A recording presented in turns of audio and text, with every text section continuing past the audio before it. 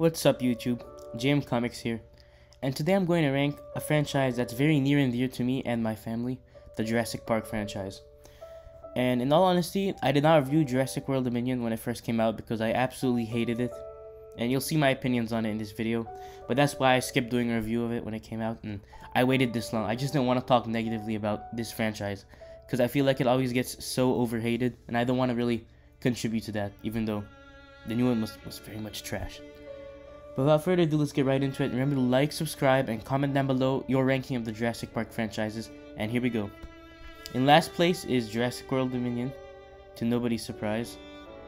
And this movie just didn't really hit any of the right spots for me. And I was actually like furious walking out of the theaters. And I think the worst part is probably the stakes. There are no stakes in this movie. Barely anyone dies. I think a total of 4 people die in this movie. Only 2 of them are named. So basically 2 characters die and they're both villains. That's it. Considering how many characters there were in this movie, old and new, I expected them to at least kill off like 1 or 2.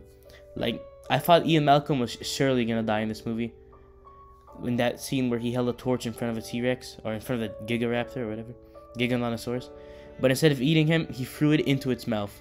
One of the most unrealistic things in this franchise, and that's saying a lot.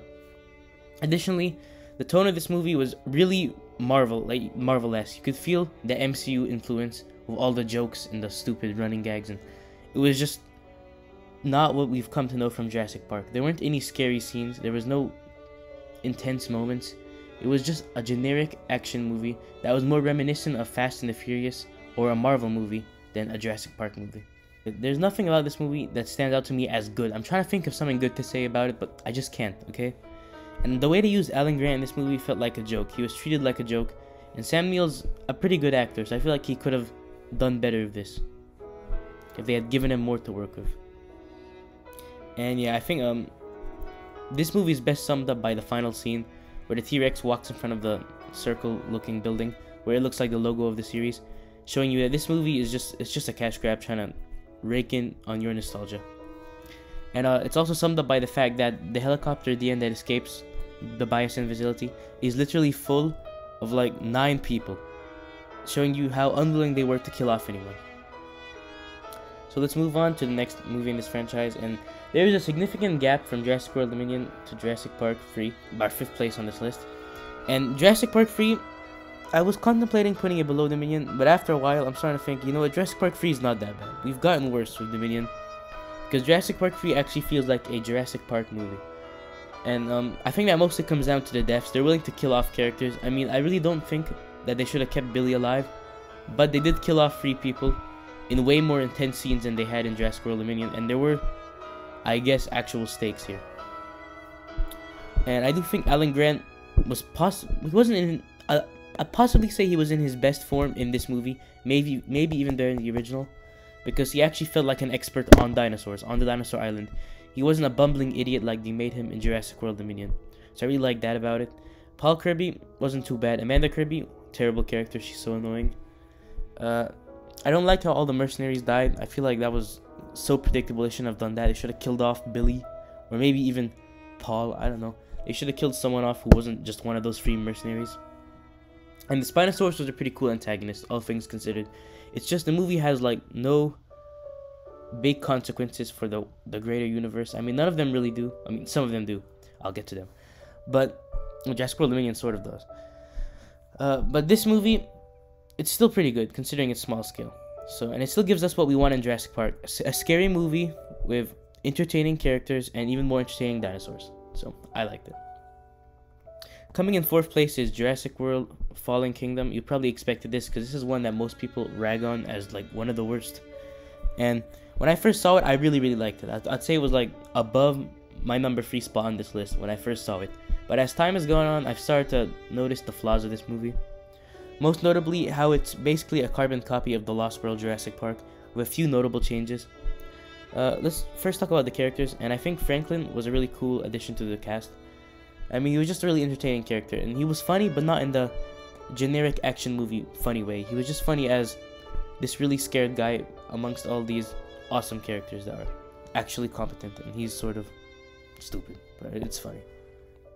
And Blue in this movie, I felt was given more development than she was in Jurassic World. Because in Jurassic World, she was surrounded by the entire raptor pack, but in this movie, she was by herself and could just do whatever she wanted, basically. Because she wasn't in cages yet either, for the most part. Additionally, I feel like the volcano chase sequence is actually one of the best in the franchise. The only problem is how unrealistic it is that they all survive that, but still, it's a pretty cool sequence. And I will say it does have a few distinct changes from the Lost World Jurassic Park. Like, for example, the auction idea was kind of cool, and the villain of this movie was way better than the villain in the Lost World. So yeah, Eli Mills is a pretty good villain. And the ending is legendary. I'd say it's probably the best ending in this entire franchise, considering that the movie itself is kind of eh. The ending is awesome, and it really sets up a lot for Dominion, and Dominion just completely fumbled the plot that this set up. Kicking off the top 3, we have The Lost World Jurassic Park. And this is a movie kind of in the reverse of Fallen Kingdom for me. I used to think this movie was terrible. I couldn't watch it. I was like, it's so bland and stupid, and it feels like a cash grab on the original. But as time has passed, I've started to realize how unique this movie is and how different it is. Because it's probably the movie in the franchise that most leans into the horror genre, and I think that's really entertaining for it. And it really sets it apart from the rest of them.